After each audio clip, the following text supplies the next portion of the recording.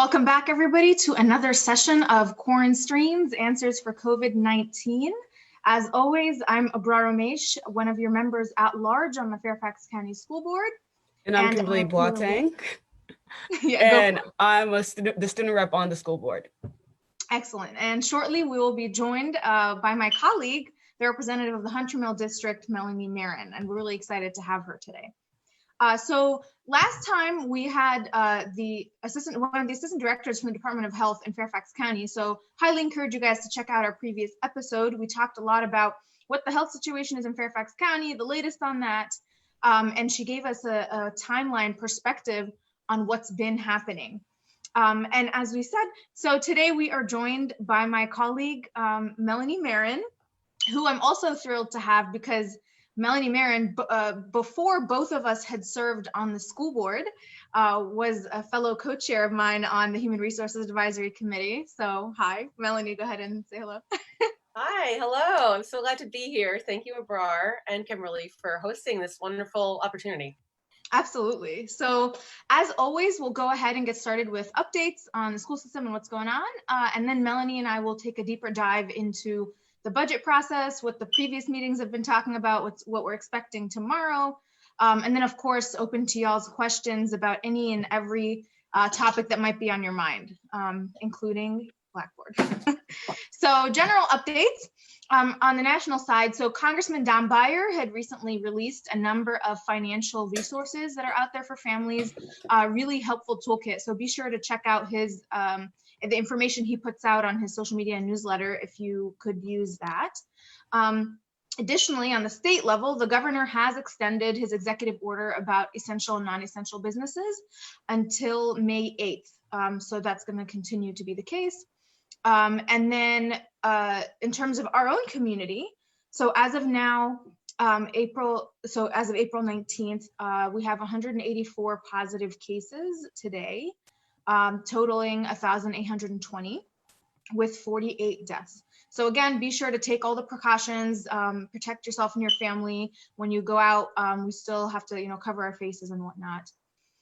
I wanted to send a quick message to all our staff, especially our SBITs, our school-based technology specialists, that we're thinking of you. We're grateful for all that you're doing, and we're doing our best to advocate for you with a sharp mind and open eyes. So be sure to be in touch with us if you have any thoughts or concerns, and feel free to ask any questions as well during this live stream. It is budget season. So as I mentioned, we have had 2 meetings already. And we have a meeting tomorrow, so I encourage you to tune in to the typical channels. FCPS.edu/TV should be streaming our school board meeting for you as well. And like I said, we'll outline that a little bit more after our updates as to what the plan is being covered. For now, middle school start times, the budget, and the electric buses question are on the agenda. Okay, so with that, Kimberly will give us an update on the food situation in the county. Yeah. So since March 13th, there's been 428,191 meals. And starting tomorrow, Monday, the 20th, April 20th, the curbside meal pickup site at Cunningham Park Elementary School has been moved to Thurrow Middle School. So the times will still remain the same. So all other curbside and pickup at FCPS sites are still up and running for lunch and breakfast from 10 a.m. to 1 p.m.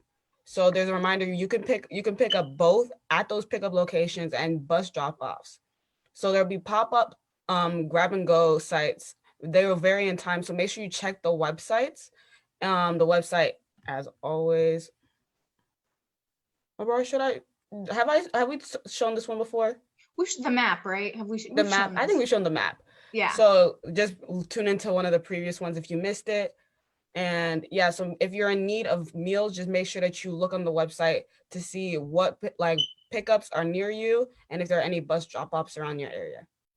Great. As soon as you go on the website too, and that COVID updates, like fcps.edu, you'll see that yellow COVID update announcements, and you'll see the food program with a link right there. So you can see the locations and the map, as Kimberly pointed out. One thing that's been really exciting, of course, throughout this, despite the difficulty, has been how the community has come together. So while the school system is providing meals on the weekdays, There is Chefs Feeding Families, this initiative that has started providing meals on weekends. So they have launched 2 sites with collaborating with the restaurant Pizzeria Paradiso to provide free meals Saturdays and Sundays. They're going to be providing pizzas with a maximum of 4 per family, starting, I think it was 2:30 p.m. in 2 different locations. And they're also going to be providing fresh fruit. Those are the ACCA Child Development Center and the John Calvin Presbyterian Church, which are both on Columbia Pike. So if your family could benefit from that, please do make sure to go out there. In addition, they're going to be providing pizza kits for those who pre-order. So those pickup for those will be between 4 and 4:30, and those can feed up to 4 families, the supplies that they provide in those packets. So be sure to spread the word and take advantage of that if that's something your family needs. Kimberly, go for it with technology. Right. So as of the 16th, there have been 15,041 laptops distributed and 744 MiFi devices. So FCPS asked that students set Google Chrome as their default browser on the device as they're using distance learning.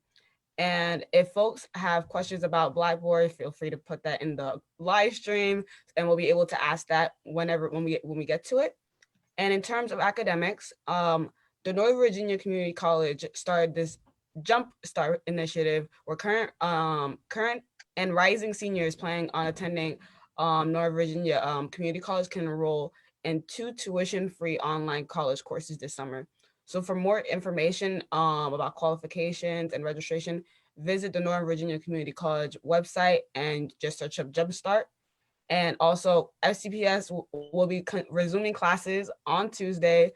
Well, actually on the normal times. For me, it's Tuesday. So whatever times that was laid out by the distance learning plan, it will be continuing again this week and just as it should have been. Thank you. That's exactly right. So students, make sure you get your homework done. And families, if you have any concerns or questions, absolutely continue to be in touch. And we're paying close attention to how that's going to roll out. And we have plenty of folks on the ground who are going to, like Kimberly, who are going to let us know how that plays out. And many of us have our own family members too. So I'll be, working with my brother and Melanie, I'm sure with her kids to see how that is implemented. So with that, we will go to an update on special ed. There are a number of new resources out there from Melanie. Hi there, great. Hope the video is working okay. Yeah, yes, great. There you go. So yeah, lots of things have come up, some new news for special ed. So there's a new website for the frequently asked questions regarding special ed during the COVID closure. It's not yet a direct link on the COVID alert page.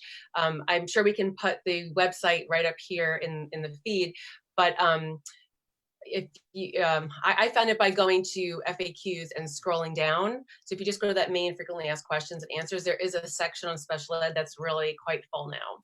So your parents can still refer their children for special education or a 504 by submitting a request, a written request to the principal.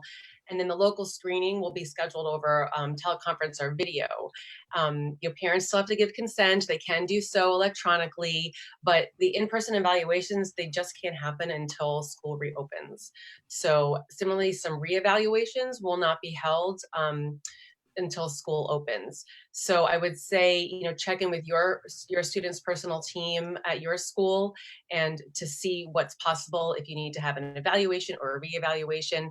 If you were starting the individualized education plan process or the 504 process, but it wasn't completed, then that's something that can be worked on, electronically. But again, just check with your folks at your school, whether you're a student or parent. You may have heard the temporary learning plans have been developed for all students who have an IEP. So if parents agree with that, they can sign this document by email. But if they're not in agreement, they can again talk to their procedural support liaison that's at their school. The FCPS individual services plan has been discontinued until school reopens. So, special education distance learning, it's supposed to be one-on-one and in small groups. Special education students should expect to receive the packets weekly. And FCPS is trying to do a number of things to assist students who are hard of hearing or have vision impairment. There's an FAQ about how to get assistive devices and what FCPS is doing about that. So I really do encourage you to really read that FAQ thoroughly. And then additionally, a letter to special education families went out. That went out on April 16th last week. So it has, again, more information about the temporary learning plans, the distance learning, and accommodations. So the Special Services Office is hoping that the temporary learning plans will be completed by the end of April, but that's a best goal. So I hope that that's helpful, but do check that FAQ website out.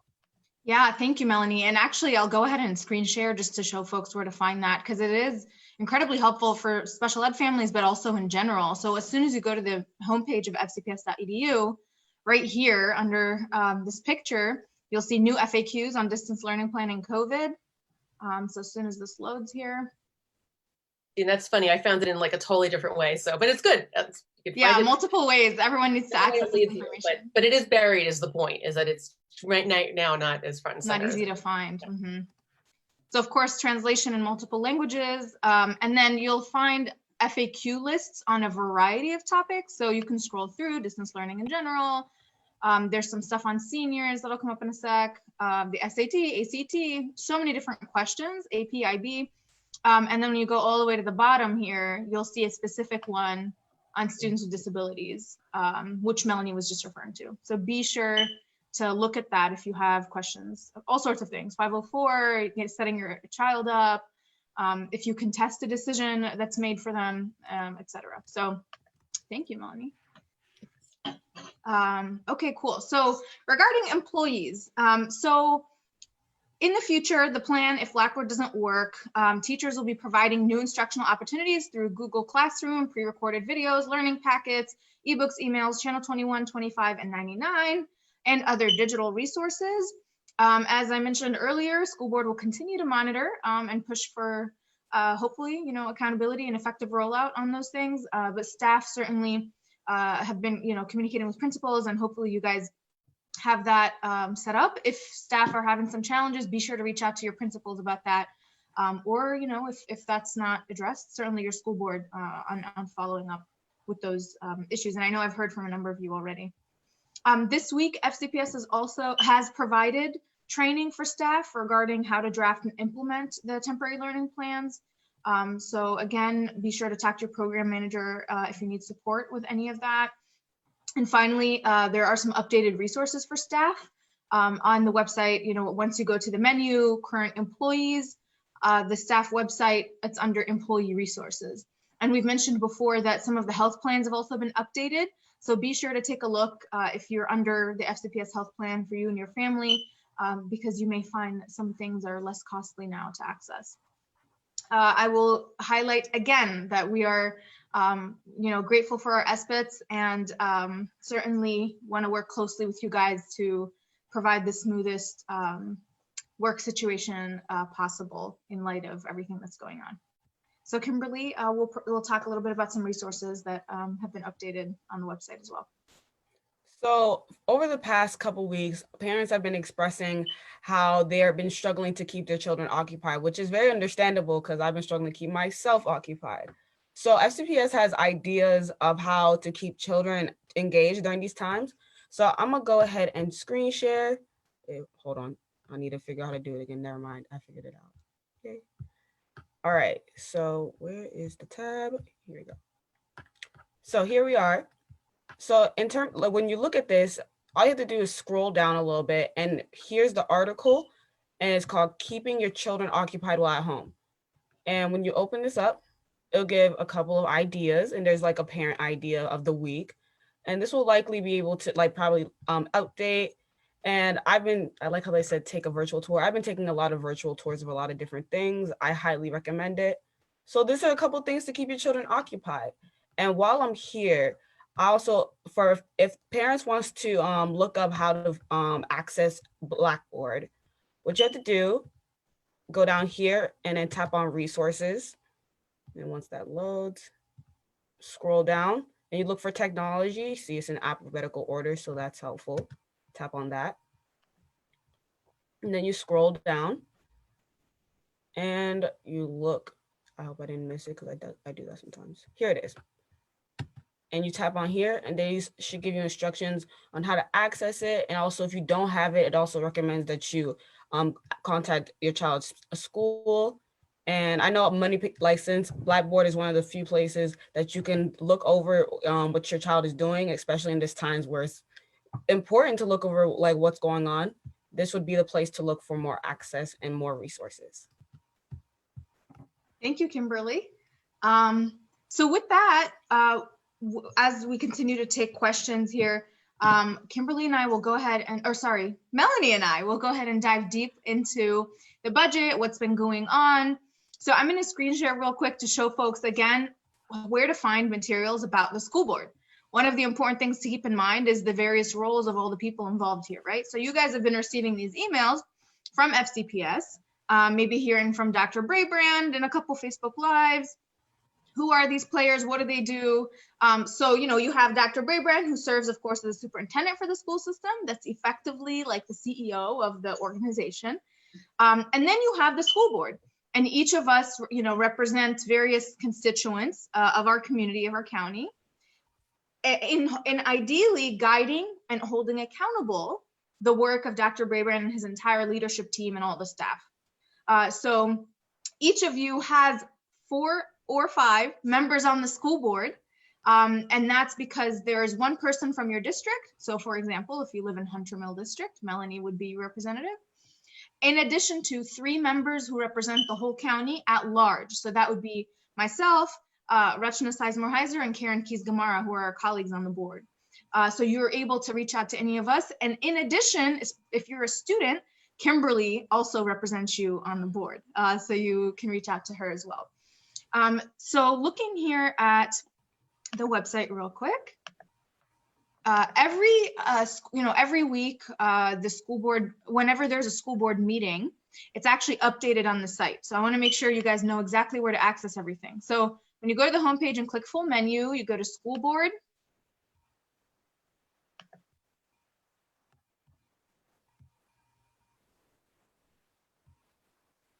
And right here is where all the documents that are referred to during school board meetings and the agendas for these meetings are posted.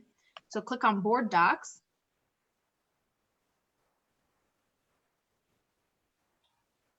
And of course, if you want to find out, who your school board members are, to read more about them, that's here too. We're the folks who attend, obviously, these meetings and try to ask staff questions and ultimately vote on this budget that's going to be for the coming years in our school system. So this is where the meetings are posted. We had our previous meetings. This is the one coming up tomorrow.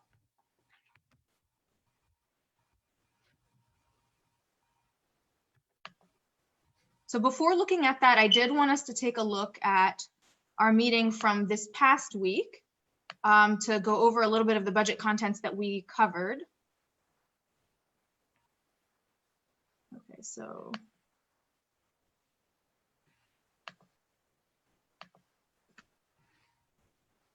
before we take a look at this PowerPoint, real quick, some refreshers, guys. As always, we get some money from the state, some money from the county, a little bit from national. Most of our money, though, comes from our local government. And actually, more than half of the budget of our county goes to our schools. So we have about $3 billion normally that the school board apportions every year in planning for the future. So when you think, $3 billion is actually more than the GDP of a number of countries. So it's a really big deal that we pay attention.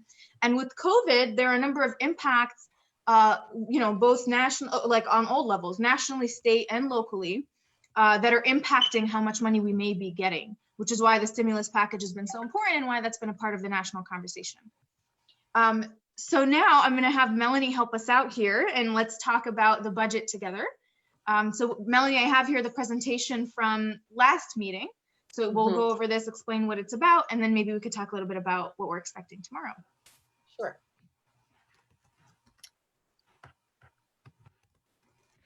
Cool. So do you want to start? Sure. Yeah, you go ahead if you want to give like a broad overview from your perspective of what's going on. Yeah. So, we had been looking before COVID at about $172 million that was going to have some new funding. And part of that came from the county and part was going to come from the state, and a tiny little sliver was going to come from the federal government.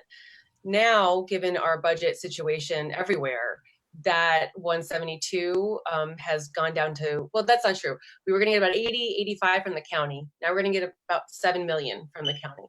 So that's drastically been reduced with, and that's totally appropriate. But we're still waiting to see about state and federal monies. But nonetheless, this 172 that we thought we had has pretty much all but vanished. So the school board advocated really hard to ask the budget team to go in and find money that we could use, because we know that we still have these needs. A lot of us wanted to make sure our students had social emotional support. Well, that hasn't gone away. I mean, that's just multiplied so many times. So over the last few weeks, we really asked, can we find some money on programs that maybe are not as vital or don't provide that return on investment that we know that our students and our teachers are going to need. So the superintendent's proposal, and I just, if you want to pull that back up, Abrar, I don't know if it went up. I'm pulling it up right now. Thank you. Mhm. But it did include recommendations on, and this was April 16th, yeah. So it did end up including some proposals on where to find funds. And for me personally, I was really encouraged to see that it did include supports for our students, mental health, behavioral, emotional health, special education needs, because we're going to have students that either weren't able to receive their services or will have new needs, and of course academic remediation. So Abrar, do you want to talk about how this lays out what the superintendent was proposing here on page 5? Sure, yeah. So broadly speaking, the superintendent, I mean, they were proposing first some revisions to previous budget items, right? So that we can try to find that amount to be able to put in place these remediation programs and these social emotional supports and potentially academic supports and whatnot as we come back in the fall and potentially have a bit of a fallout as a result of distance learning and the challenges that we're facing now. So just looking here at a little bit of what the superintendent put forward. So we had talked before as well about some, dropout prevention supports, supporting executive principals in high needs areas. So adding, right now, the structure for folks to have some context is you basically have Dr. Braybrand and he has the deputy, Dr. Ivy. And then there's this leadership team and they're assistant superintendents for a number of topics. You have HR, you have IT, you have instructional services, special services, and then you have assistant superintendents who are responsible for each of our 5 regions. And that's kind of how FCPS is broken up. And depending on, which schools fall where, there are obviously different needs, different services that are offered based on what folks, what the students in those communities need. So Region 2 and Region 3 are areas that may need some additional support. Office of School Support expansion, broadly serving all students and expecting some of those social emotional needs that are going to be certainly a part of student development in the fall. The online campus, we've heard many people from the community voicing, a desire to take online classes, perhaps over the summer and whatnot. Special education resource teachers, the special education review so the audit committee on the school board has been kind of focusing some of their attention on special ed. We've heard from you guys. I know it's been, an issue of concern over the years, and we want to put forth this audit. So putting the funds towards a review will be really beneficial moving forward. Intensive support for special ed students. There's a placeholder to support implementation of external program review for AAP, which has been started actually by the previous school board, looking at advanced academics and making sure that all students have access to those resources. Scale enhancements, this is of course important, folks who are expecting bumps in salaries, elementary principal pay parity. So, making sure that our elementary school principals who are working very hard and working with a lot of needs in their school communities are paid the same as high school and middle school principals. Right, and that was reduced like 10 years ago. Elementary principal pay had been dropped down. So they have been working at a different salary rate all this time. So it's a really important thing to point out. Yeah, so that was during financial challenging, right? Challenging times, right? That they cut that. I guess, not I fair. mean, I find myself lately saying a lot, everything's important and everything feels like a priority, but you have to change something. But I'm thrilled that that's staying in there. So yeah. One of the things, Melanie and I had the chance to talk to some students in the Greater Good Initiative, and one of the things that was a topic was public funds are not, it's not a matter of whether we want to support XYZ things, right? It's whether, what's almost more important at certain times and based on certain needs. There's limited pool of resources. And I did just want to mention, these the titles in the chart here. So they're by category that the staff put together, which is helpful for the board. But if you look at the budget, it's actually aligned with the strategic plan with the four main areas, right? Yeah. Right? Student success, caring culture, premier workforce, and resource stewardship. Right. So, which is really helpful, and that hadn't existed until recently when Dr. Brabrand aligned the budget with the strategic plan, and I found that really helpful. And then, just so you understand, FTE is full-time equivalency, like full-time positions. So, and this list, like originally it started with we school board members giving amendments to the budget, which was the budget was proposed with that 172 of new money on top of the 3.2 billion. And we had all these great ideas and desires, and some of them meshed together and overlapped. And it was, of course, way too much that this, now our budget situation can't cover. So this set of 16 recommended revisions is basically taking all that stuff that was in that 172 and boiling it down with our amendments that the superintendent agreed with and some of his ideas that were in that 172 initially. So we went from 172 and Abrar, and you still have a few to finish, but down to that 10.2 million. So it's a marked difference. But so yeah, if you want to, I just wanted to explain that. No, extremely important. It's going to make a serious impact, and we kind of have to project, temper our own expectations with what is going to come forward as a result of all of that. And certainly, extremely important point. Thanks for touching on strategic plans alignment with the budget, because we don't want to just fund programs because we almost aimlessly think that they're going to be good. We want to have intentional goals, right, that we measure over time, and align our budgetary allocation with that, so we're using our resources wisely. Yeah, and I'll say the reason that the FTE is important is because 90% of our budget, that 3.2 billion, actually goes towards positions. I think it's over 90%. So because that's who's working with our children, it's the staff. So when we hear things like, Gatehouse is bloated, or we spend too much money on things not related to instruction, well, actually over 90% of the budget goes towards the people who are educating and serving our kids. So.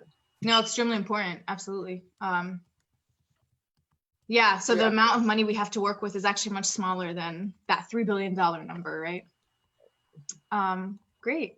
So just real quick here. So in addition, the superintendent's been looking at, he's recommending to the school board behavioral intervention service special, support, restraint and seclusion compliance specialists. These are in response to a number of things we've heard from the ground about concerns, and no doubt some of the things that were, exposed and brought to the forefront in past years. Substance abuse prevention specialist, with the issue of vaping and whatnot, which we've heard about from the community, making sure our students are healthy and making good decisions and supported when they don't. System-wide social work support. This is one I'm particularly excited about. I talk often about these ratios with social workers, with parent liaisons, with counselors, and how we have way above the recommended or best practice number of students per employee in these categories. So making sure that we add support. Yeah, go ahead. No, sorry. Go ahead. Okay. So this, especially in light of COVID, we're going to need a lot of that support for these students by staff members who are trained to kind of handle a number of different challenges that will come forward, stresses that students may have faced during this time. And hopefully we'll continue doing that as we get more funding in the coming years. Then finally, assistant division counsel. So one of the things that actually was most eye-opening to me when we started serving on the board was how important legal considerations are. So there was a part of me as a public citizen, as a member of the community, who did have some frustration about how systems just worry about compliance. And you have to focus on these lawsuits. You want to avoid a lawsuit. Because to me, it's, can we just focus on doing the right thing? Why do we have to pay attention to this compliance piece? But really, it's a question of public resources too, because, when we discuss these legal implications of various things, I mean, it can cost $1 million just in one case to have, to have staff kind of put together all the different things that are necessary and to go through that process. So in this case, it's actually a cost saving option where having an internal staff member who works in this office will save us having to, contract with external legal services when we do have these cases. Just something to keep in mind. It's been something that I think has shifted my thinking in terms of. Too. Yeah. I mean, it's really eye-opening. It's really tough when we're asked to make a decision to spend money on legal fees when we know that that's not the best use of our money to instruct students. But a lot of times we're making decisions with the options we have. So, and it's a lot of work right now with the legal stuff. So, yeah. And it costs a lot more if we don't take some of these steps, in the long run. So considering it an investment, which is not always, straightforward. And then finally, a strategic plan or program budget manager, someone who's being recommended in the budget office to help with the strategic plan alignment. This also is one of those, pay now to save later ideas, right? So we're looking ahead as to how COVID and the economy in general, the impacts are going to be putting us perhaps in a trajectory where we need to be a little conservative and cautious with what's coming ahead. So these are some of the steps that the superintendent's recommending for us to think smartly now to be able to save later and use our funds for our targeted specific goals. So yeah, that's Dr. Brabrand's recommendation, which we're going to be hashing out and seeing whether we want to add or subtract from this. But yeah, Melanie, go ahead. So go ahead. Again, we were so excited as a new board to have all these ideas. This was actually a call down list of what we had. Yeah, it's not even all of them. Amongst ourselves. We hadn't had the chance yet to really hash this through, and I don't think we were planning on spending all this money at all. But this was the data that was going to help us have discussions to prioritize. So they put that in just, so we know that these are the kinds of things. But again, I do think that the new budget proposal does fold some of that in, especially the social emotional focus, the support services for kids. So, absolutely. Yeah. And going back even a little, sorry, go ahead, Melanie. No, I just wanted to go a little bit more and just make sure we have enough time for questions. I'm trying to think of what was next, because we could talk about what the steps are ahead, right, in the budget process. So are we there yet in the presentation? I think we might want to actually touch on that. So do you want to mention what this is real quick? Yeah, so back to, many of us on the school board were asking, well, what could be economized? What spending in our budget could be economized? And the superintendent came up with this. And the good thing about this is it's not staff related. So staff would not feel the pinch here, but it's materials across all the different offices. And actually, I would like to know more about it. Exactly what does that mean? Materials, we're talking copy paper, or are we talking like computers? I'm not sure. But what the superintendent asked was for versions that say, like, show me the scenarios if we just did a 1%, if we just did 3%. So if you remember on the previous slide, we were trying to get to that.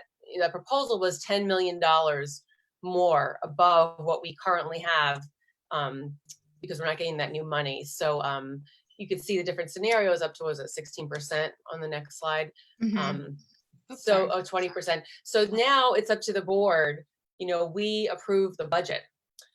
So this has been presented by the superintendent. We've given our feedback on around. We had to do it again for COVID. So now we have to keep grappling with it until eventually our board chair presents to the board of supervisors. So that's the other people, hopefully, if those of you who are voting age voted for, because they're our counterparts, they actually have the pot of money. And that money mostly comes from real estate taxes. And then they transfer that money over to the school board. So they only transfer the amount that they say they're going to transfer. And Abrar, did they say that definitely? That I can't recall if we're at the where they We said have here, it's because actually, usually the county board will say, we're going to think about changing the tax rate of the real estate tax. And they were thinking about it. They were actually going to think of increasing it 3 pennies on the dollar. And every penny means $20 million to the budget, the total county budget. But once COVID happened, they said, we're not increasing the taxes and we have to reduce what we're going to transfer. so here it is, Melanie. Oh, it is. Yeah. Okay, great. So, and the state estimate was actually a little bit better than we thought. The federal is very difficult to rely on. I mean, it's really, they are not meeting their legal obligation to us, especially for serving individuals with disabilities. It's really not appropriate at all. But so the county foots the biggest bill for us, and that's per Virginia law. It's out of our hands, and we advocate to have a little more flexibility so it's not so much with homeowners. But all that said, so we work with the county. We say, hey, this is what we think we need. We want, we advocate for it, and then the county figures out, what it's going to transfer, and then all that gets worked out in the next few weeks and into May. So, so if you are ever going to advocate in the budget, you got to start early. You got to start like in the summer and the fall, because by November, December, the staffs are already writing up their budget proposals. So it's really hard to change things at this point, and we're doing it because of this, epic circumstance that we're in. Yeah, and it was even interesting as a new board for all of us coming in with half of the decisions kind of already being made, right? The timing of it's interesting. And certainly, to your point, we're lucky to also have partners on the Board of Supervisors who believe in the importance of education and who give us more than half their budget every time. We shouldn't take that for granted. So I'm seeing a number of questions that have come in, maybe, so just to kind of put things together here. So this was the presentation. Basically, let me go to this timeline. I know I see some questions here about how can someone better understand what's going on with the budget? And part of the intention with these streams is really trying to break it down as much as possible. I may do another budget 101 if you guys continue to have questions, because I know this is almost like step 2. There's the previous step where it's really break it down for me. Where does the money come from? Where does it go? All of that.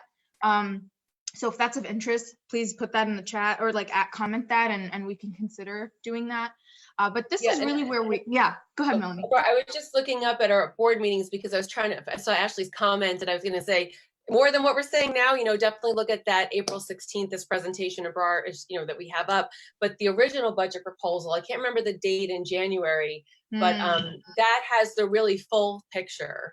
So this is it usually doesn't happen like this, folks. I mean, we've had to really reduce stuff. I mean, there's changing, but yeah, so I'm just looking, I can't remember that date, but that's a good place to look too. And similarly, the Board of Supervisors has its budget with all the other services that are funded. So, can't remember if it was January 21st or whatnot, but I can look if you want to moderate, or I can look. Actually, that would be very helpful. Yeah, thanks, Melanie. And we can pull it up, whichever meeting that was, to kind of be helpful. Yes, sounds good. Perfect, thanks. So basically, guys, the first conversation since all of this has been happening in the budget cycle that we had was on April 9th. So that was a work session talking about the expected changes as a result of COVID. We didn't have much information, actually. So then the updated version of that, in addition to the superintendent's recommendations, were what we discussed last week, which was the presentation we just showed you guys. And then tomorrow is going to be the first real opportunity since all of this that the board's going to sit down in a work session. So if you want to look at the agenda right here, April 20th meeting, view the agenda, you'll see that in addition to middle school start times, we have a budget conversation, and there's a presentation associated with that. So that would be a place I'd recommend you kind of look at. I'll open this right here. So we had a number of questions from the previous session. So as I can see here that staff have uploaded some of the answers to those that we'll be discussing tomorrow. Okay, so looking here, there are I think 1 or 2 academic questions, so I'll address those while Melanie is pulling up the budget presentation. Okay, do FCPS high schoolers have classes tomorrow? So my understanding was that an email would have gone out on Friday. I am hearing from the ground that did not happen. But the understanding is, as long as there hasn't been noticed that there will be classes this week, as Kimberly mentioned. And it'll follow the schedule that your school or your teacher has provided for you. So, some schools have like office hours on Monday and start on Tuesday. Just be sure to check your emails and Blackboard for that schedule. But yes, you have school, so be sure to finish those assignments. Okay. Abrar, so did Ashley, find yeah, you found it? our very first meeting. It feels like a lifetime ago, January 9th. All righty, let's pull it up The here. budget was presented. And it's interesting. So I first started learning about the Fairfax budget when my oldest was in kindergarten. She's now in 4th grade. And I worked with a group of amazing parent advocates in this FCPS advocacy effort. And we rallied people to go to the budget presentation. We had Phil Luther Jackson. We had bands, we had the news, it was amazing. And then every year since, I mean, if there's 20 people in the Luther Jackson auditorium hearing the budget proposal, that's a lot. And I think like this is the heart of the school system. So if you really want to know what's going on, the budget is where it's at. Follow the money.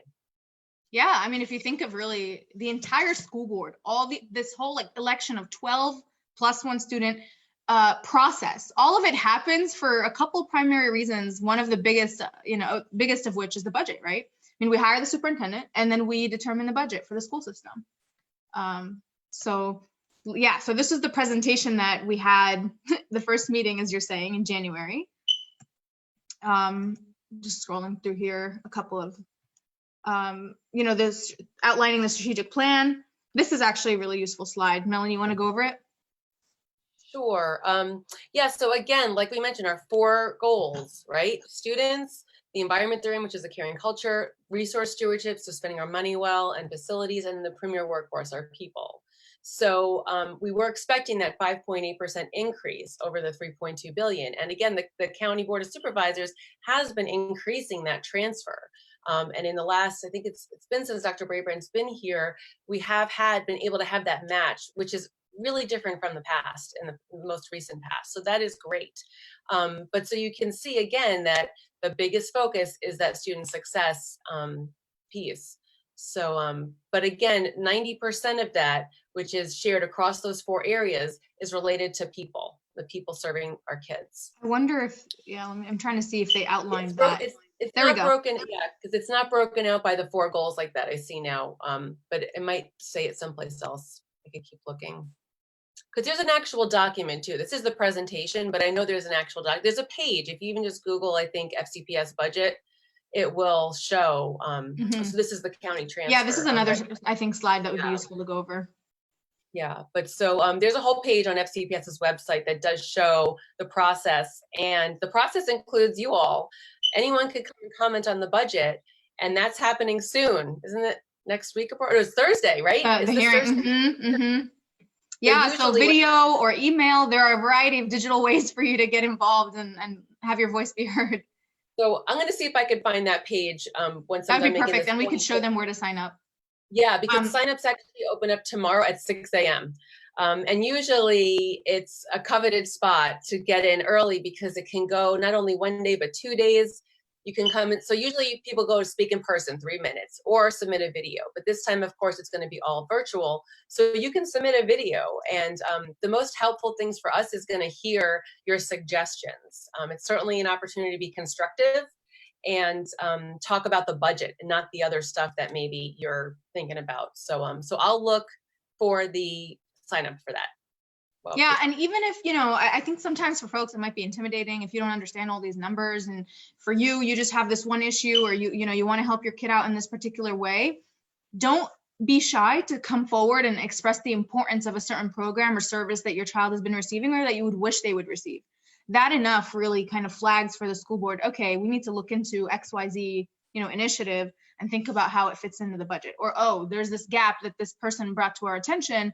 Let's make sure it's tended to. So you don't have to be an expert on any of these numbers to be someone who participates and talks about the importance of something in our budget considerations. I wanted to, as Melanie is searching for that, I wanted to also show you guys. So in this slide, this is where the money comes from for our school system. So as we said earlier, you have small bits and pieces here that come from the federal government, but by and large, almost 3/4 of our budget come from the county directly. So you can see the breakdown here of those amounts. This was the projected revenue increase that Melanie talked about from January before COVID, which has significantly shrunk and that we're working with now. to figure out how we're going to do this. So let me see here if anything else would be useful for beginners. Abrar, do you want me to just put it right in the Facebook live chat? Sure, link? yeah, and I can, yeah, or you want to put the link in the chat, in the Facebook part. Yeah, put it in the, maybe in the Zoom chat, and I can actually pull it up for folks. Yeah, so this was the original budget calendar, which has since been adjusted. So you'll notice, so this is the old presentation, again, from January. Earlier we were looking at the other presentation right here, which is the adjusted revised budget timeline. So when you take a look at the meeting from last week and the one that's tomorrow, you should be able to find the adjusted timeline to be able to follow along with what's happening. Okay, so let me open up this link that Melanie has shared with me. 1 second.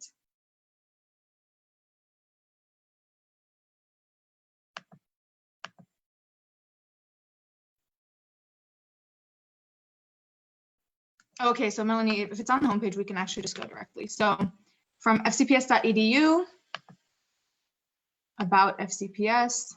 Oh, yeah. Yeah. Oh, didn't I put it? It's about the budget. Yeah. Mhm. Sorry. No, you're good. You're good. Either way works. So I'll just go through here. And then.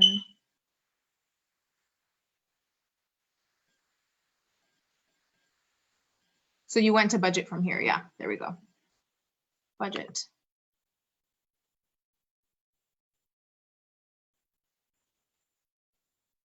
But I'm not seeing that link yet about how to sign up. Usually there's because when you could speak, okay, usually we have 10 people, up to 10 people at a time in person speaking at a school board meeting for up to 3 minutes. And you have to sign up beforehand, and there's a link. So there's a whole page that says like sign up here. But for the budget, it's special. So there's a special budget area. So we're just looking for that link so you can find that. And similarly, on the flip side, you have to, if you go to a regular school board meeting, we ask you to talk on the topics on the agenda. So you actually really are encouraged not to talk about the budget because we're not considering it like generally at other meetings. So the budget is just a special thing, as is the capital improvement plan, by the way, but we did that already this year, and that's all our facilities and boundaries and that kind of stuff. But oh, did you find it? Is this? Yeah, so this is citizen participation. It's not outlined clearly here about, yeah, the budget though. Oh, interesting.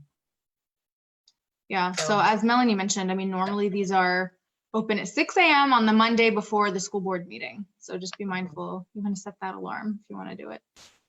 So does it seem like it hasn't been posted yet, or is it just maybe it looks different because it's about COVID related information and how to participate abroad? Do we know? It did say about COVID, but that is a good point here. I'm kind of disappointed that it's not very user friendly, but that's certainly flagging something for us. So yeah, I would imagine that actually it did mention for the April 3rd meeting. So I would suspect that this is for this coming one actually. So if you go to the main website, full menu, click school board. I'll show you in a second here again. And also, if you look at that budget documents icon and graphic on that page, the main budget page, well, I'll wait till you get back to it, but that has all the background reading you could want, you know. Yeah, I'll go back to that in a sec. Budget main page, yeah. So yeah, citizen participation, it does appear that this is, it's saying the various media that you can use to participate. And then yeah, here register to speak is talking about this coming week. So if you want to offer testimony, you're able to do that through this link at 6 a.m. Cool. And then Melanie, you were mentioning once you go into school board, to the main budget page. The main budget page. Yeah, if you just scroll down on the main budget page. About FCPS, right? Under about. Yeah, sure. About and then budget. Okay. And then it's the first one on the left, the icon, budget documents, when you scroll down. Okay, this is, sorry. There we go, budget. Okay. So I never use it that way. That's so funny how we navigate these pages. Different options. There we go. Yeah, so if you go, okay. Well. Was this what you were referring to? Yeah, this one right there, the budget documents with the FCPS logo, with the book and the flyer, yeah. That has a lot of really good stuff in there. It shows the original advertised budget, so that's what started it. And we're in fiscal year 21, right? Because we're going to end the year next July. So you have to think about July 21. So you can see what was originally proposed, and then the two boards have a meeting. You can see we had a special session in March to vote on purchasing FCPS on for middle school ahead of time. That was supposed to be in this budget, but because of COVID, we needed to place the order sooner if we wanted to get them in time for the fall. So that was, something unique. So this really gives you, all the documents you could want if you really want to learn. So Ashley, that one's for you in particular. And another thing here, this can also be a little bit confusing because our budget process is actually in conversation with the Board of Supervisors budget process. So it doesn't really happen on its own, largely because, as we said, we rely on them for that amount of money. So they kind of approve it. Like we kind of show them, all right, this is so what's the advertised budget? We have this budget that we kind of vote on preliminarily, very early, just to say, this is what we're thinking. Maybe it doesn't even have the amendments that the school board has put forth yet, but it has that price tag. And then it goes to the Board of Supervisors. The Board of Supervisors gets to look at it and think, all right, we seem to be in agreement here or not, and there's a conversation there in determining how much they're going to give us. Then we come forward with, proposed budget, right? Which involves the conversations amongst the colleagues.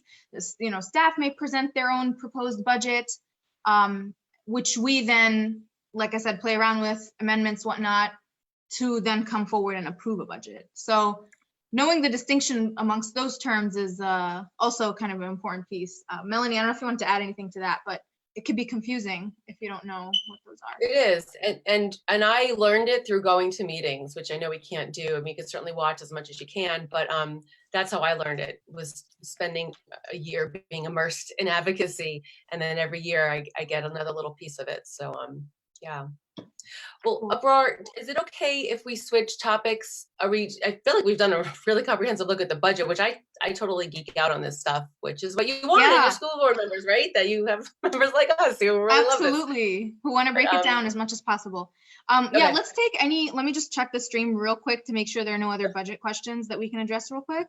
And we can switch to technology if not. So,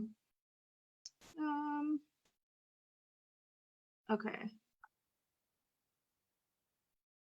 I don't know if I'm able to view all the questions here. Let me just check the stream real quick to make sure there are no other budget questions that we can address. So there was a question about the temporary workers piece. Remember, Melanie, how we talked about the hourly employees and how that was a conversation. So I'm happy to, or you can give us a rundown of what that's been, the conversations that have occurred on that with the school board so far.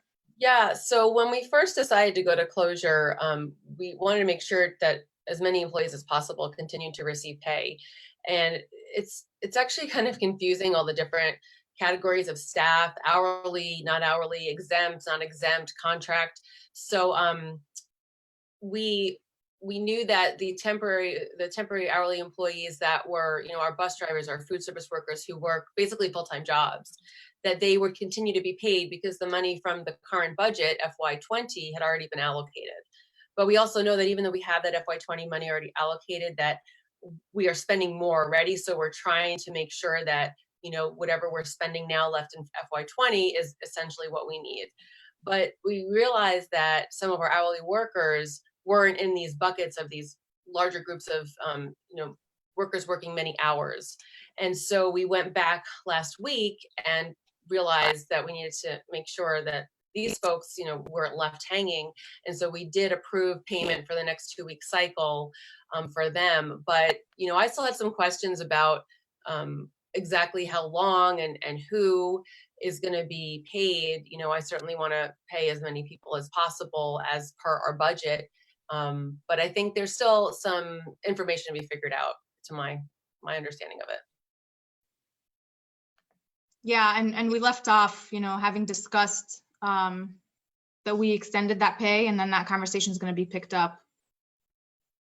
Should be very soon, because it was a 2-week, right? So we had voted to extend pay for 2 weeks, except for temporary substitutes, which I personally disagreed with, but that was what it was.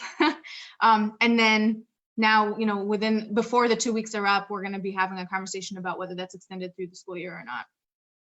And so that's many of us, we want to make decisions that are long. We don't want to just string people along and then the day before the pay period say, hey, this is what we're doing. I mean, our board meetings can be long. It's a lot of information. So, I certainly apologize if it seems haphazard.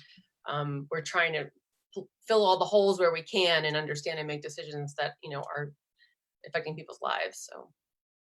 Yeah, because at the end of the day, it's the underlying values are similar, right? That we want to make sure everyone's taken care of. This is a tough time for everyone, while at the same time making sure we're doing the right thing for our kids and the school system moving forward, that we're making responsible choices that are well studied and aware of the changing dynamics of the community or even the economy. I mean, given what's going on. So cool.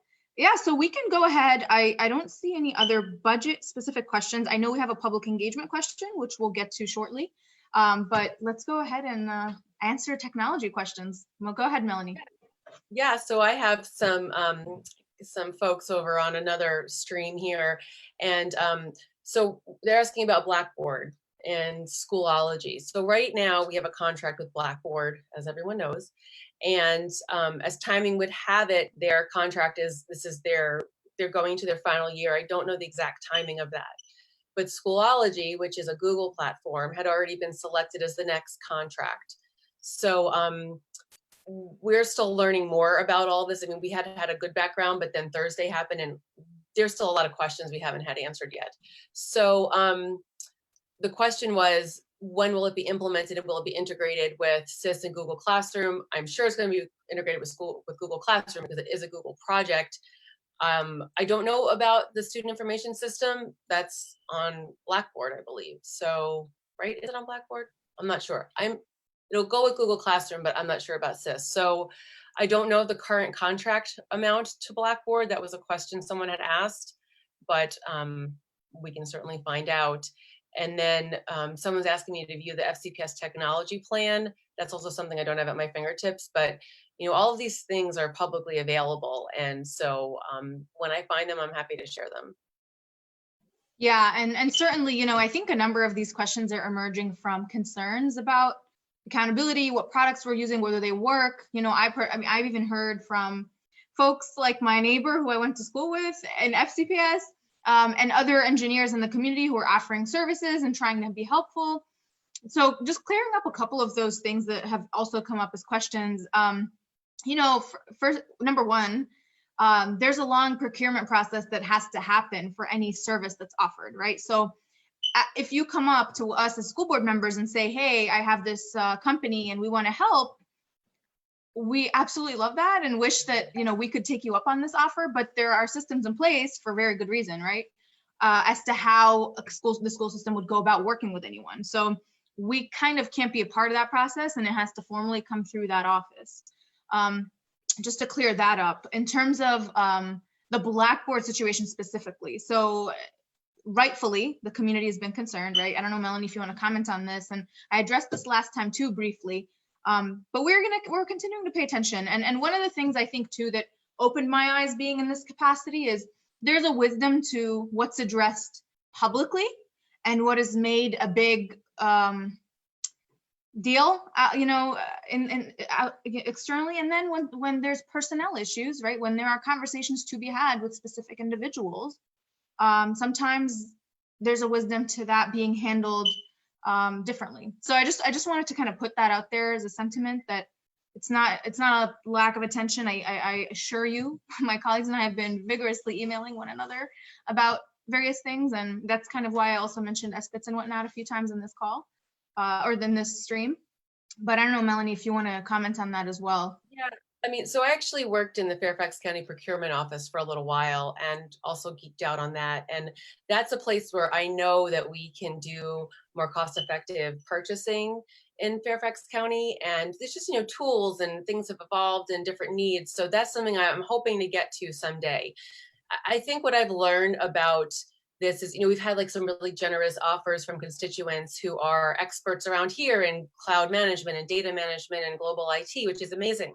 The thing is, and I can't believe I'm going to say this because I swore I'd never be a bureaucrat. I'm not a bureaucrat, but it's a huge system. So when people say, well, can't the teachers just use Google Classroom? Well, the thing is that teachers were being trained in Blackboard. And yet not everyone liked Blackboard. So even though they were trained, maybe teachers or schools didn't use it as much. Like I know in my school, it really varied, and that was okay. And I understood it. And teachers were communicative in other ways. So it's just tough because we do have this contract. We're trying to train everyone as consistently as possible, but it has we have 200 schools, 25,000 employees, 188,000 children. The consistency issue is just, it's so hard. And it's something that we all have talked a lot about this, over this period. But so, some of these things, even if we had everything exactly perfect in writing, it just might not transfer that way because we're human. That said, we are looking for accountability. So just to give you a taste of the kinds of conversations that, we've been having both publicly and then as colleagues, we want accountability. We're trying to understand the balance of rolling something out across such a vast system. So. Yeah, and that's not to say that these things are okay, right? It's not okay that we're stuck in this situation or that there's an inconsistency or whatnot. And those are the very things that y'all elected us to kind of fight about and point out. So that's certainly what we're going to continue doing. We're fighting and pointing. Yes. Within the bounds that have been set in place before we even got there. But and the other piece to this too, guys, is I want to think of this, the COVID situation, all of this has been a stress test on the system, which actually, if I think of this on the flip side, is an incredible blessing and a huge opportunity for our school board coming in with, most of us being new, to open our eyes to the maybe the cracks or the shortcomings that exist, right? So now we are seeing it very clearly, and it's giving us that chance to think, all right, we need to fix this, we need to troubleshoot that. There's a real issue here, so that we can plan ahead and move forward in improving our school system broadly.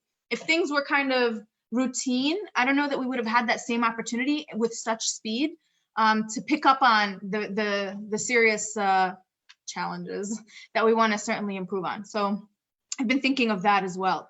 It's really been an eye-opening opportunity, which benefits all of us ultimately. Okay, any other technology pieces, Melanie, on your end? Those were the only questions I heard from some folks following along by other Facebook links. So cool. Tomorrow will be lots of new discussion with the school board, and you can tune in there, and that's also streamed and recorded. So yeah, I see actually one quick question from a student. If school is delayed in the fall, will students still have access to Blackboard, or will it automatically switch to Schoology for good? Well, that's, I think, a timing of the contract issue, right, Melanie, which we haven't discussed yet. I think staff are supposed to be coming to us, right? Yeah. Yeah, and the state has also given flexibility for schools to decide if they want to alter the calendar. There were some other things. There were like 4 levels of flexibility, and so far we're using one of them, which is the distance learning piece, which is the obvious one. But then there were others, and so I actually served on the calendar committee and had done that before COVID. So I thought we were on a pretty good track to approve the FY21 calendar. It's 22. And so like right now there's like things that I understand that are on the table about the calendar. One is this year's calendar going to be adjusted? I don't know. The second is the question you asked about, is the next year's fall calendar going to be adjusted? And then I wonder about the calendar that the committee had been working on for next, not this year, but next year. And all of that the school board does vote on to change. Yeah, and I want to emphasize again kind of the roles of everyone here, because I think that's the piece where there's a lot of confusion. As an elected body, we come to the staff almost in a similar way to you as members of the public, right? As someone whose kids are in the school system or is a product of it and whose sibling is. And we come forward asking these questions, getting these presentations from staff to better understand what the plans are, and then providing our recommendations to tweak and adjust the direction of where we're headed. So this is one of those things that will certainly be presented to us, and we'll be discussing in more detail as that contract comes forward. So let's see here. I think we have a final question on the public engagement, and then we can, if anyone has any final questions, send them now. Otherwise, this will be the last one here. It actually is about PEC, the Public Engagement Committee. Melanie, I think you, Melanie's our chair of this committee. I happen to also sit on it. And so the question is, has the PEC reviewed the FCPS staff, with FCPS staff, that public engagement is much about getting input from the public as it is explaining things to the public, as reflected in the minutes of the meeting I attended, but not all through the school board member discussions. So maybe we can give a broad overview of what's even happened and where we're at, because I think members of the public may, benefit from that. So we can start with that. Yeah, so the school board actually has 3 standing committees. The Public Engagement Committee, of which I happen to chair, and Abrar's on, and also Karen Keys-Gamara and Tammy Durnow-Kofax. The Budget Committee, which is the big kahuna right now, and the Audit Committee, which is always doing work. We were not able as a school board to even meet virtually, unless it was dealing with COVID, was a state of emergency, until the governor gave us permission, because that's Virginia law. Okay, so that happened a few weeks ago. We only got permission this past Tuesday from the County Board of Supervisors to be able to have those 3 committee meetings: public engagement, budget, and audit. So now, and governance too. Yeah. Yes, budget already, I guess, was meeting. We couldn't all meet together as a committee. As a committee publicly, yeah. Virtually, right, publicly. My mistake. So now we have that approval. Now we are going to start having our committee meetings again. So the public engagement, we had a great first meeting. What was that, in March or February? So now we need to revisit it. And of course, now we have lots of new concerns and ideas about communicating information out and engaging our public. So please stay tuned. Yeah, and to your point, I do think, a lot of this information is kind of inaccessible, right? So sometimes one of the things I think we can help staff with and improve for all of us in this community is that, folks are in the headspace that they work in. And so that sometimes you assume that everyone understands what you're talking about. We're talking advertised budget, proposed budget, revised, whatever. That to us is lingo that makes sense because we are working with this. But to the average person in the public, I see Kimberly smiling, it's really important to break down and to make digestible. I know that's been one of our commitments. I know when I was running, and that's been my commitment. And I know Melanie also believes strongly in making sure things are accessible to the public. So it's certainly going to be something we plan to discuss in PEC, and just be a part of the spirit of how we do our work moving forward. You may have noticed, even when we did the capital improvement plan, we really tried to kind of put, well, how do we explain this to the public? What is the communication going to look like, right? How are we going to include their voices in this? That's been a series. Those have been some of the questions that have been asked by this new board, and I hope to see continue, and I personally commit to doing. So let's see. Oh, thank you, Kimberly. We have FEA President Kimberly Adams tuning in with us. We're happy to have you here. Okay, so someone actually asked about special ed. What about the special education, the services they were getting in school? How will they get them now? So a couple of things. Melanie, please fill in the gaps here as well. My understanding from staff, from Teresa Johnson, who's the head of special services, who is managing this, there are going to be accommodations related to speech therapy and whatnot done virtually. I think teachers should be reaching out directly to students to kind of communicate how that's going to be done on what platforms. In addition, we did talk about an FAQ page for special ed families that addresses a number of these questions on the main website. I would recommend right after this stream, which will be over soon, just scroll back into the video. We showed exactly how to find that on the website, and you can read a little bit more there. But Melanie, I don't know if you wanted to also touch on, I know there's been adapted curriculum and whatnot, but if there's not been a connection from the teacher to the family directly, if you have ideas as to what might be out there. I mean, I think as many parents with children with special needs know, to be the advocate for your child. And so you're talking with the teacher, with the principal if needed, and then, with us or district level. So my children have different special needs. And I was really glad to receive that packet that explained how I could do some things with them, and my children have, I think on the scale of things, more mild needs. So for me, it was a good fit for what my family needed. And then I received an email for additional supports that I could do per the IEP. My child's need is not so complicated. So, I just feel like, I've been reading what our special education PTA has shared. If you're involved, if you're, a PTA member, be sure to join that special ed PTA because it serves all of us. They have so many resources and such great information, and they are great advocates. So definitely connect with them. You can Google them and Facebook them. It's the Special Education PTA in Fairfax. So I look to them as a good resource as well. Yeah, and in addition to them, the Northern Virginia ARC, I know, has put out some resources for families as well, who's another special ed group in the area. Someone also pointed out a really important piece. Yes, so one of the things that was on the agenda last week, which has been pushed, is the Individuals with Disabilities Act conversation for the school board. So that's going to be added to an agenda in an upcoming meeting. So we will discuss special ed specifically as a board to see what can be done moving forward or what questions are there. And I guarantee you, I know my colleagues and I have a lot of questions that we're going to be bringing forward. So to recap, number one, I would connect with your child's teacher about the resources and what services are out there, because maybe you're not aware of what's already happening, or may be able to access things that there are gaps about, like I said, with virtual OT and whatnot. Number two, connecting with advocates like SEPTA, the Special Ed PTA, and the Northern Virginia ARC, who have probably, repositories. They've sent out some useful information, and we did some updates in previous videos on that. Number three, checking the FAQ page on the FCPS website. You could scroll previously in this video to find that. And then finally, being in touch if any of those things are not meeting your needs. And to also add to this whole special ed conversation, one of the toughest things that we're contending with, that honestly is, I think as a school board member, I am not satisfied, but it's the reality that distance learning is not a perfect substitute for, in-person instruction. We would be kidding ourselves to think it was.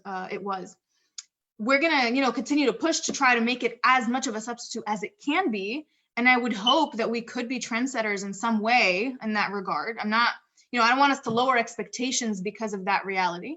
But it's something that actually is being discussed on a national level right now. So you have our state is requesting a waiver. You can think of it as like an exception from the federal government related to the IEPs, individualized education plans that students have for special needs. Because the reality is, for some of those students who need that support in home, for example, like homebound students, where you have a teacher come in and support them, or students who need more of that hand-holding support. It's just impossible to do some of that with the social distancing that we have. Again, not okay, and we're going to continue trying to ask what ways it can be done. And I know, Teresa Johnson in the Special Services Department is working really hard to work with Sloan from Instructional Services to adapt that curriculum, and they've done a lot of that. But we rely on our community too. So if you guys, see some gaps or have ideas or whatnot, absolutely bring them forward, and we're going to do our best to advocate to the staff about implementing those. So I just want to kind of put that out there, because it's major disappointment generally. And we're trying to, if you remember, the earlier part of this presentation too, we talked about some of Dr. Braybrand's proposals for the budget. A lot of those were special ed supports, because we know that coming, in the fall, students are going to come perhaps behind on a number of their goals. And we're going to want to make sure to really bolster the supports they have to meet those standards and to kind of address those gaps that otherwise would happen in this period. So I don't know, Melanie, if you want to add anything to that, but it's unfortunate, really. I'm not okay with where we are, but we're going to continue trying to push those questions and rely on you guys to bring forward. To end on a hopeful note, I think that our board has been really adamant about supports for our students with special needs. We've got the first forum session we had at our school board meeting. We decided we wanted an audit of special ed programs. We are asking for money in the budget to make that happen. The superintendent's reproposed budget that we showed today had many items, many budget items related to serving our special education students. So I think that, you know, a lot of us came with the advocacy of our special ed families really loud and clear. And so we're going to try and do our best under these budgetary circumstances to get the supports in place and see the accountability. So I'm hopeful. I see things trying to move forward. Yeah, I see someone tried to sneak in another question here. So, and maybe useful information that I want to read out too about this situation. So it says, for speech therapy, the school therapists sent a printable tic-tac-toe 2 weeks ago to be played at home. There is no virtual therapy available nor planned for it in the future. We, therapists and myself, had two-way communication regarding this. Very helpful information. I'm happy to hear this from the ground. So this is where, you know, I hear from staff this piece of information, this is being offered. I'm hearing from the ground, which is you, that might not be happening, right? So that is critically important to bring to our attention, because then we start looking, all right, where's the breakdown? How can we address this and make sure that that's not the case? So I really appreciate you bringing that up. And again, encourage parents to be in touch with teachers. Also taking this on, you know, for those parents who are asking these questions, if I was in your situation right now, I would tell myself, I'm gonna take this on as much as possible. This is not, you know, just to make sure that your child is able to get as far as they can in this period. Great. So I also see here high school and middle school have teacher planning tomorrow with office hours. Okay, thank you for answering that question for us. Great. So if there are no final questions within the next minute, thank you guys for tuning in. It's always a pleasure to be able to provide information, to answer questions. Folks, you know, we encourage you to continue being in touch. These are no doubt tough times, but there are a lot of great things that are coming out of this as well. And it's great to see how the community has come together to make this a little bit less bearable for all of us. And I'm really pleased to be here with my colleague, Melanie, who I've known for several years and worked with on these issues for several years. But yeah, Melanie, I don't know if you want to, and Kimberly, if you guys want to leave a closing note. Yeah, no, thank you again, Abrar. I mean, you are always looking to connect, especially with students. And Kimberly, you didn't get to chat too much, but you know, you've brought a lot to the school board this year with your energy and focus. So I know we have the new student rep elections happening, I think this week. Yeah, Wednesday. Yeah, so I'd like to hear more. I mean, I'm hoping to look into that. But yeah, I just think, you know, I'm all for accountability. I'm all for growth, but I'm also for being healthy, you know, of mind and body. So as much as we can try and just be grateful for the things we have, especially if we have our health and, you know, just the things that we need to survive, you know, at the most holistic level, I think that that's winning a lot these days. So we are going to work hard to make sure that students get their learning and their education. But I wish everyone, you know, health and peace through this on a daily basis. And, you know, I'm there with you. It's minute by minute sometimes, but I'm very proud to be here trying to work for solutions for y'all. I'm gonna just finish off too. And mention the election, Kimberly, give some details. Oh yeah. So make sure I don't echo like exactly what Ms. Meren said. I just want to say that you know, it's been a tough time for everyone. And you know, I've been a part, I'm grateful to have had the opportunity to sit in on all the meetings. They've been very long meetings, but like if you look back, they've also been very fulfilling meetings. So I just want to thank everyone who's been a part of that, because we are like, I can speak for, I think myself and maybe the students, that I can see that we are trying. And that's what we can really ask from a school system, is to try. And I ask that, you know, like I understand the frustration, but I also ask that we all look in and try to like help each other instead of trying to be angry with each other. Cause I can understand anger and such, but you know, it's a trying times for everybody in this situation. It's important that we all come together as a community. And in terms of elections, so the SAC, the Superintendent Student Advisory Council will be electing next year's student rep. So basically, they're going to be electing whoever will be playing my role next year. And I think as of now, there's been about 40 candidates. And yeah, it's going to be a very long meeting for the SAC and me. We're going to be from, I think, 10 to 1, just straight going at it. And there'll be 3 rounds like there was last year. We're a little bummed that we weren't able to have it in person, because for me at least, it's a really fulfilling experience. But you know, we're not going to stop, you know, going to keep it going. And I'm excited to see who'll be the next rep next year. That's awesome. Thank you, Kimberly. Big shoes to fill, Kimberly. Big shoes to fill. That's for Absolutely. sure. You've done an incredible job. It's going to be really sad to have you Oh, move y'all are forward, but flattering me. Stop. we're excited about your, year coming up and all the great things you're going to accomplish. I'm sure we'll see you again. Oh yeah, you guys can't get rid of me that quick. Yeah. And for folks, a reminder, tomorrow and Thursday of this week at 10 a.m., tune in to watch our school board meetings, budget conversations, in addition to various other topics that you can check the agendas as I showed you earlier. That's going to be, you can check them out on fcps.edu/TV. And finally, we do this every Thursday and Sunday at 7. Thank you, Melanie, for joining us this time. For the upcoming one on Thursday, we're going to have the chair of the City of Fairfax School Board, who's going to give us an update on what's going on there and talk us through the process that they've been going through. So with that, thank you all again for tuning in. We will see you on Thursday.